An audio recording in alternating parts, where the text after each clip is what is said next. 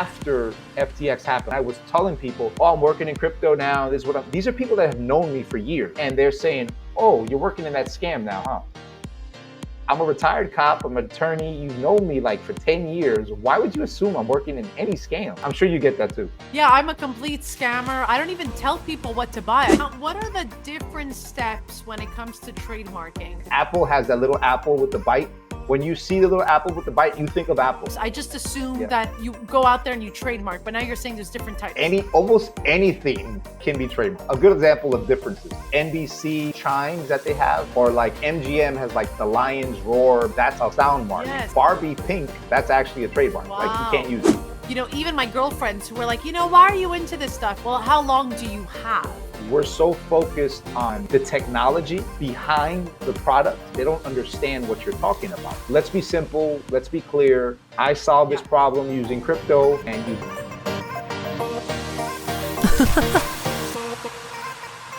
Welcome back to another episode of Girl in the Verse, the video podcast, the place to be if you are new to Web3 or curious about crypto. I am your fave content creator girly who is asking all the right questions so we don't have to get too technical if that's not for you. Before we get started, I do have a small favor to ask. Our latest episode has already garnered over 100 eager viewers like you, yet we are missing something super, super crucial that helps the YouTube algorithm know that you love this, which is like, subscribe, and hit that notification bells down here.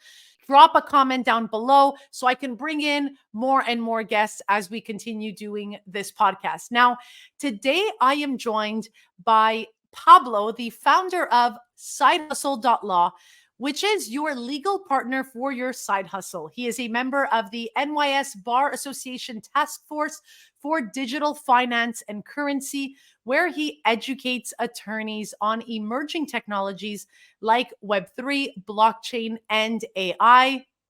Now, in addition to all of that, Pablo also serves as a legal advisor to Networth. Pablo, thank you so much for being here. Thank you for having me. Thank you for having me. I'm finally glad we get to actually sit and have a conversation together. You know, it's awesome. Normally I see you and it's like, hey, what's up? How you doing? Oh, I'm good. I'm good. Here, go see it. Gotta go to the next one. And so now we get to sit down and talk. So I love it.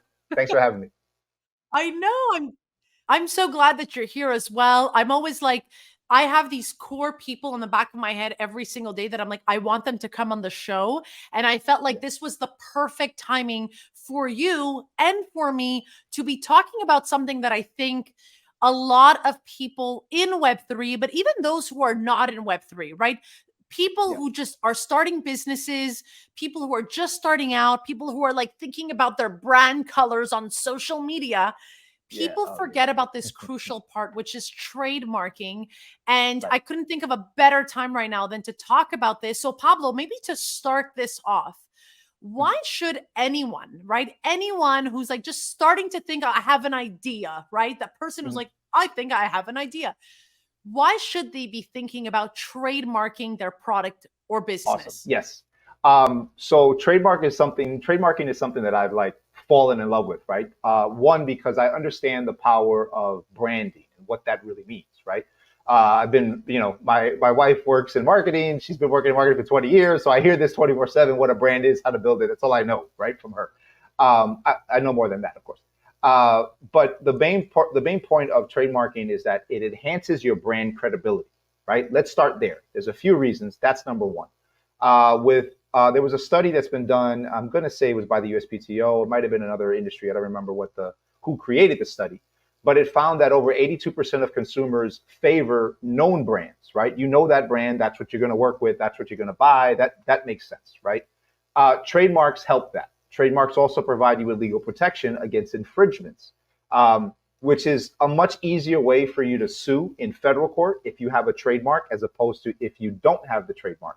You have to then prove, right, that you own the mark. And there's a lot more further process you have to get there with that. The last reason I'm going to say too is that it adds significant value to your business as an intangible asset. So in other words, if you're going through a fundraising and you're trying to get investments for your company, right, or you have the blessing to go public and be an IPO or something like that.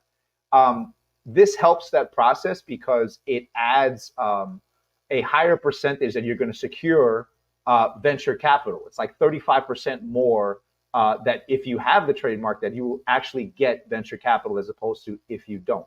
So the way I see it, it's, hiring an attorney like me, it's a little bit over $1,000, and that's really it. And you get all of these benefits to it. If you don't hire me and you go about the route on your own, do it, because at least you get those benefits even without the attorney. Now, maybe explain to us, because, when I was first starting on my business, and now that I'm helping a ton of creators launch their businesses or start selling Yeah. products, I always Yeah. go back to your trademark, but also like securing your business name. And I cannot tell you, when I was first starting out, and I see this with creators all the time, they just think as long as I secure my name on Instagram, I'm good. Or like, as long as I'm securing my handle on X or Threads or Yeah. YouTube, I'm Yeah. good. Explain to us why, like, that's just not Yeah, enough. it's not. So basically, it's like that's part of the process, right? Definitely, like securing domain names, securing your Instagram, your socials, all of that. It's part of it, but it's not the entire process. Because what you have to do is that you really need to be able to start your search, right? And it has to be, you can go for free. You can go right now to uspto.gov. There's a system called TESS, TESS, right? You go there, you put in whatever you want, and it gives you the search results as to if it's been trademarked or not. In the past, it was trademarked before. And it's a really simple tool that anybody can use right now, right? So the process of like securing domain names, securing your social medias, it doesn't cover the whole thing, because you can actually be trademarked and, maybe you're in silence, right? There's different applications that we'll get into that you can file for trademarks. I can go file for a trademark something right now that I've never released, that I haven't put out yet, right? And maybe I'm planning to put it out in the near future. And it just so happens that, well, you already have the domain name and you already have the Instagram name, but maybe I filed that application a year ago, months ago, right? And I really own it. So it's a little bit more than just securing a domain name, and it's actually being able to license it afterwards, right? Like there's a whole bunch of different benefits for it as opposed to not having it. Now, what are the different steps when it comes to trademarking, or the different type? Or I don't know, because I feel like you already told us about the steps, but if you want to go deeper into the Yeah, steps, and then maybe yeah, also tell us about the yeah, types. yes. I didn't even know there were different Yeah, ones. so I mean, I'm a complete nerd with this, right? So we can talk about it the whole day. So basically, like the requirements. Let's start there. Like, what with the steps, right? Like, what are the requirements that you need to have a trademark, right? To get approved for the trademark. There's two real reasons, right? Two real main requirements. One is distinctiveness, and the other one is use in commerce, right? Distinctiveness just means that your trademark sets you apart from another business, right? It's distinct. When people see it, they know it's related to your company, right? Apple has that little apple with the bite. When you see the little apple with the bite, you think of Apple. You don't think of an apple field, right? Use in commerce, which means that according to what's called the Lanham Act, which is really the base of legality for all of this information, your trademark needs to be either used in commerce right now, or you have a genuine intent to use it in the near future, right? So those are actually two different applications. It's intent, which is the 1B application, which means you're going to use it, or 1A, which means I've already been selling this for a year or two. I'm using it already in commerce. And that's obviously a quicker application, right? A quick, like, brief understanding of the process. It's basically that you would do the search, right, as we mentioned already. You determine what appropriate class you want to file for. So with Apple, great example. Apple, let's say they file for the class based on technology, based on software, based on what they're doing in the tech field, right? They're not selling apples, right? They're not doing Apple t-shirts. They're not doing Apple, I don't know, hair products, right? So you can actually have Apple hair products because it's distinct, it's different. You're not confusing with Apple, the technology software company, right? You file the application, you pay for the fees, and then it takes a while. You basically hurry up and wait. You have to wait for an examiner to actually examine your mark and examine what you're doing, right? That takes a couple of months. Altogether, the process is about 8 to 12 months. await for publication in the Gazette, which means that it's a notice to the world that you're filing this trademark, and it gives the opportunity 30 days for anybody else to actually fight you on it and say, I created that first, right? You receive, if you go through all that process and you're pretty good, there's a 95% chance you're going to get your trademark. And then you have it, you own it, it's yours. And then it's a matter of renewing it, which is like every 5 years, 10 years, along that lines. And then quickly the different types. I always like to say, I had no clue that there were different types of trademarks. I just assumed that everyone you go out there and you trademark, but now you're saying there's different types. Almost anything can be trademarked, right? Let's leave it at that. A good example of differences, right? You have your standard character marks. In other words, Pablo, right? I'm going to file the name Pablo. That's it. There's nothing distinct. There's no fonts or specific type of lettering. It's just Pablo, right? That's the name of my company. I'm filing that. That's a character mark, a standard mark. Then you have like stylized and design marks, which means that I'm going to file Pablo with this specific font. The P is a specific way I'm going to do it, right? Then you have things called like sound marks. So think about like NBC or like the chimes that they have, right? Or like MGM has like the lion's roar before a film, right? That's a sound mark, right? Then you have colored marks. So like Barbie pink, that's actually a trademark. Like you can't use it, right? Because Barbie pink owns that. They came up with it, they own that. And then you have like shape marks. So shape marks are like, consider the Coca-Cola bottle. The shape of the Coca-Cola bottle, you can't use it. It's trademarked. So there's really anything that, that you can prove distinctiveness and that you use in commerce really can be trademarked, which is what's awesome about this, about the whole process. How do you choose your type of trademark? Like obviously, if I'm a business, which I'm using my name for my content creation, but also everything else I'm doing, I might not go for a trademark for sounds. Exactly. How do I choose? Yeah, that's the thing. How do you choose? How do I choose the right type of trademark? Okay, think about it this way. What makes your brand distinct like the most, right?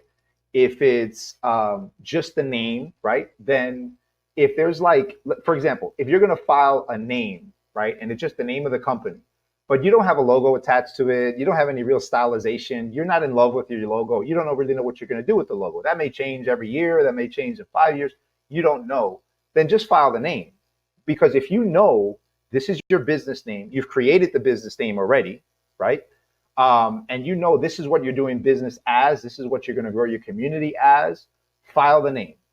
If you have a logo attached to it, which is like the swoosh from Nike, you don't think of Nike on its own, you think of Nike and you think of the swoosh attached to it, right? So then you should file the actual like logo mark as well, right? Because you're going to attach this, right? Like a design mark, you're going to attach this to the name Nike and you're using that all the time. Then you do that. And then if it's the sound piece, right, where we're just talking about a specific sound as part of the company, then you do the sound. But I think what you really have to sit down and think about is like, am I in love with my logo? Did I put tons of energy into this logo? Did I spend tons of money on this logo? If so, let's file the logo mark. If it's just that, well, I didn't do the logo yet, but I put tons of time and energy and money into my business name, then let's just do the business name and focus on that completely. Now, as we're saying business name, I'm also thinking here, I've told my students in the Creativerse Hub to also look at getting an LLC. Now, is that is also nothing to do with a trademark, right? Because you can have a business, but doesn't mean you have your trademark. Yeah, they're two completely different animals, right? And reasons, right? A trademark, you have a trademark to be able to enforce your rights on the actual name of the company or the mark to make sure nobody else uses it. An LLC, which I advise, I got 2 cats and I'm about to put an LLC into both of them. Like everybody needs an LLC because an LLC, what it does is that it creates a layer of protection for you that you wouldn't have if you didn't have the company. For example, you can go out and create a full company, right? And sign all of your contracts in your name. And unfortunately, if you get sued, if something happens to that company, they could take your house because you're signing it as the individual, as the person. If you signed it as the LLC, right? Pablo the LLC, they can only come, if you don't commit any criminal acts, which is a whole other story, then what happens is that they can only come after the assets of the actual business. So if that house is in your business name, yeah, they could take it. But if it's under my personal name, the court can't do anything about that.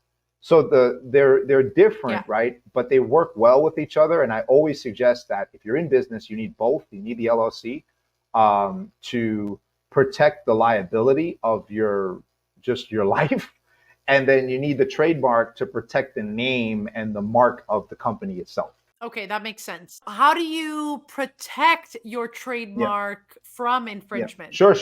You have to monitor it. I mean, it's a matter like we do a lot of that too, where it's a matter of just monitoring who's actually using it, and it's not easy. It's difficult because what you have to do is basically like I'm signed up to the Gazette, right? That comes out of the USPTO's office, who handles all of this.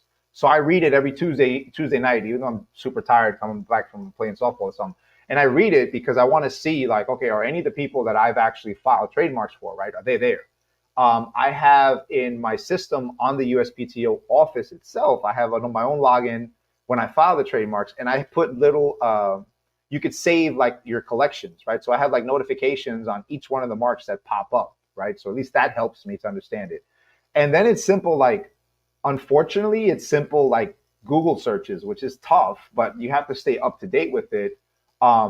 Because as always, the tech space specifically is so far ahead of the government that the government's not going to be able to keep up with all that. So it's a lot of your own homework, but it's part of doing business. Like, I mean, that's what you need it for. If you don't want to do it and you're not worried and you don't care about it, not that you don't care about it, but you don't have the time to do it, then yeah, hire somebody to do it, and we'll look over it for you. How long does it take to get that trademark? I've heard it takes it could take longer than a year. It takes a long time. And it's gotten better recently, right? Of course, with COVID, everything in the world was delayed. So it was definitely a backlog of a lot of trademarks that went through that they just didn't have any people working there. But it takes at least 8 to 12 months, right? If we file, normally the timeline I give that it's like, what are we in September? If we file September today, we're going to hear back from the office probably in like July of next year, right? As to just starting the process of the examiner actually looking over your application, right? And then what happens is that it depends, because if there's any errors in the application, they'll send you an office notice, which means that I have to respond and fix the error. Now, it takes a while, but I don't want people to get discouraged, because the office, and I'll give you a quick example. The office is very, very helpful. These are attorneys that want you to succeed and people that want you to succeed, right? I don't know if I told you this, but I'm a retired police officer. So I used to be a cop in New York for 12 years. And I've been in tons of federal questionings, tons of like NYPD questionings, more than I like to admit, right? And in those questionings, I dealt with a lot of lawyers all the time in court cases, right?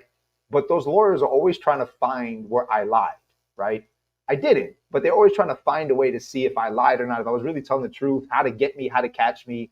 When I started dealing with the attorneys for the trademark office, it was a completely different vibe, because they're like, you wrote this on the application, or your client wrote this on the application. We suggest that you don't use these words. We suggest you use these words, because that's what's going to get you the trademark. So it's a whole different animal with them. And it's really helpful and really great to be able to sit there and put your trademark in. And if you make an error, you mess up, they'll help you. Like literally, if you don't hire the attorney at all and you do it on your own, they will help you and walk you through the process as to what you need to get done. So don't be discouraged by the timeline either. What are the common mistakes that businesses make when trademarking for their businesses? I'd say a few things. Okay. One is the search, not doing the search, right? Saying we're going to file this company, we're going to create it. And just because I think it's a cool name doesn't mean somebody else hasn't used it, right? That's one. The second thing is definitely like choosing a descriptive name, or like a generic name, like I don't know, like law office. I'm gonna trademark law office. Like, what's the point? Like, how is that distinctive? Like, that's just two words, right? Also, I would say, unfortunately, using a cheap service. There are services out there that are great. They definitely are. There are also services out there that will charge you $300 to $500. If you see that, I suggest you don't do it, because unfortunately, there's also a lot of scams in this space, as with everything. And the USPTO is trying to crack down on a lot of scams. But as a friend of mine recently found out, unfortunately, he paid for one of those services, and it was a scam. Like, I literally sent him the notice from the USPTO's office that showed that it was a scam. And so he lost out on, a couple $100. And it sucks to have to go through that. So I think it's definitely like doing the right name search, not choosing a like general descriptive name. Be creative. Be like, the more creative you are, the better for you. You're going to get it. The more creative of a person, the more creative you think of a name for your business, you're probably going to get it, right? So I think like those three areas are common mistakes that I've seen a lot. That's very interesting. Now, Pablo, tell me this, because, we've met during these Web3 crypto events. Right now, the market is a bit like a doozy. All over the place. Yeah. But tell me, you've been in this field, right? You're talking about trademarks and whatnot, attorneys. Is it still I'm using the word taboo, but is it still like, when you talk to your colleagues, are they like, why are you doing this kind of stuff, Pablo? Like, why crypto? Why Web3? Is it still weird for people? It is, unfortunately. And yeah, I'm in a group. I'll give you a great example. I'm in a group of attorneys that we've been in it for a few years, right? There's a good group of about 30 to 40 of us. And we see each other at events. We talk every day through our group chat, right? And we're really involved in this. But that's a tiny portion of the legal community that really understands this, right? So we had an event this April, early in the year, with attorneys, right? And I was giving a panel on intellectual property, right? And discussing all the issues of intellectual property and the Web3 space specifically. And there was a question posed by an attorney that was in the crowd. And she had years, like I'm talking 25 years experience as an attorney in technology, in the internet, right? And the question she asked us in the middle of it, she was like, well, I don't see the big thing about NFTs. Why can't I just copy and paste the NFT and I own it? Who cares? And I laughed because I didn't know what to do, because I'm sitting there thinking, like, we spoke about this a year and a half, almost 2 years ago. We had this conversation and we shut it down within seconds. And yet they're still bringing it up years later. So it's a very interesting space in that it's gotten me opportunities that I've never had before, right? Like, I've been able to travel to 3 continents, speaking about crypto, the regulations, and how to start your business in it, in 3 languages, in English, Spanish, and Spanglish, because I get stuck in between, right, often. Meeting a lot of great people, right? So it's definitely been like worth it, and it's definitely a really awesome journey. It's just that I wish that like FTX didn't happen. I'm not happy it happened, but I'm kind of happy that it woke a lot of people up, right? The result of it. But those conversations around FTX, people automatically assume crypto and with scams. It goes one in one now. Yeah, I'm a scammer. Oh yeah, I'm a scammer on TikTok. yeah, exactly. I literally I was in this political conference in Puerto Rico after FTX happened, like a week or two after it happened, and I was telling people, "Oh, I'm working in crypto now. These are people that have known me for years. They've known my mother for years. Like, they've known us, and they're saying, "Oh, you're working in that scam now, huh?" And I would look at them and I'm like, I'm a retired cop. I'm an attorney. You've known me like for 10 years. Why would you assume I'm working in any scams? Like, where does that even come out from? So I'm sure you get that too. Yeah, I'm a complete scammer. I don't even tell people what to buy. I talk about this stuff, but I'm a scammer. So it's there are days where it's more difficult, I would say, for a creator to look at the comments and it's like, I'm a scammer. It's like, oh God, let's go back to the drawing board. But I would say, Pablo, it's interesting that this attorney had said, why can't I just right click save? How did you answer that? Because that's something that sometimes I'm just like, I roll my eyes and I'm like, where do I start? Because that's something to be said too. It's so easy for people to attack us because it does take us more than a minute to explain why it's not. So what was or if you can tell us, like, what was the answer to sort of explain to this person why it's not as easy as right click save? Well, I was trying to explain to her, and I was saying that, look, the NFT is not what you own, right? You own just the token that authentically says you own that NFT. And so I was telling her, I'm like, well, it's not that simple where I can just copy and paste it and then now I own it. It doesn't work that way. If you don't have that actual token that's attached to that NFT, then you're not the owner of it. So that piece, right, that little piece there, that was the hard part for her. It wasn't even that, because even after I explained it to her, then we kind of got into a conversation of like, well, what do you mean by a token? And what do you mean, but what is the token attached to? How do I get the token? How do I know that the token is real, right? Like, what is a smart contract? So it went down a deep dive rabbit hole, which I'm not actually mad at, because that's the only way you educate people, is through conversations like that and people asking questions that don't understand it. I wish it would have come off as a little bit different than an attack, but it is what it is. It takes a lot for, even my girlfriends who are like, why are you into this stuff? And it's most of the time it's, well, how long do you have? Right? Because this is true, not only because I've spoken to a lot of women in crypto and I always ask them, why aren't your girlfriends talking about this? Like we're talking about this. And, a lot of women have told me, well, because a lot of women don't have a lot of time, right? But I would say the same is true for everybody. Nobody has a lot of time right now. And this stuff takes time. I mean, even before I even purchased my very first NFT, I did months of research, months of homework, dive deep, got into many conversations online, spoke to people. And I would still say today, I still don't trust everything I see, right? So how do we make this easier? I mean, you're in this space, I'm in this space, but I'm always constantly thinking to myself, how are we going to get the masses to care when it takes us such a long time to even wrap their heads around all the stuff we're trying to explain? So the way, and I've had this conversation in the space consistently, right? How do we improve this? How do we get this tech? How do we improve the communication so people understand what we're talking about, right? And a friend of mine, Abby, from crypto, well, formerly from Crypto Mondays in New York, he put it best to me in a conversation we had where he said, I tell companies that advise all the time to stop creating space ghosts, right? Now, Space Ghost, for people that don't know, Space Ghost was a cartoon on Cartoon Network, I don't know, 20 years ago, something like that. It was a really awesome cartoon. But the point of it that we had, the conversation we had, was that people will create a solution for crypto that nobody has a problem to. We have to realize too that, like, a few things, not everything needs to be solved with NFTs, because there's some things that just, we don't need to do that. We don't need to create a smart contract for everything. That's one thing.